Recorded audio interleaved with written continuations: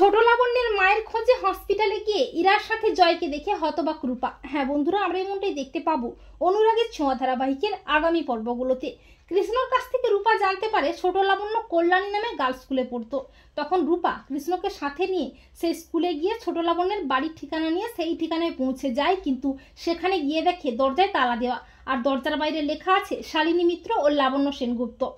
এরপর সেখানকারই একজনের কাছ থেকে রূপা জানতে পারে শালিনী ক্যান্সারে আক্রান্ত, হসপিটালে ভর্তি আছে। তা শুনে রূপার খুব কষ্ট হয়। রূপা বলে, তার মানে ওই বাচ্চা মেয়েটার মা ক্যান্সারে আক্রান্ত।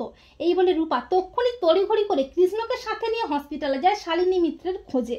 এরপর রূপা হসপিটালে পৌঁছে যায় আর সেখানে গিয়ে শালিনী মিত্রের কেবিনে যায়। কেবিনে গিয়ে আচমকা রূপা দেখতে পায় ইরা ও জয় একসাথে। রূপা বলে, কাকাই এখানে? আর ওই মহিলা তো সন্ত্রাসীরা, তার মানে কি শালিনী মিত্রই আসলে ইরা? আর ওই মহিলার সাথে কাকায়ের কি সম্পর্ক? তাহলে কি ছোট লাবণ্যের মাইরা? কিন্তু কাকাই ওনার সাথে কি করছে?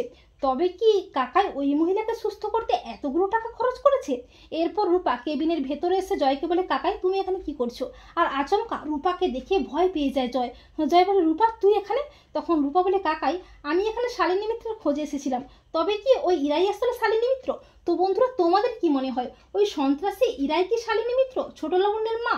কমেন্ট করে এক্ষুনি জানিয়ে দাও তোমাদের মতামতটি।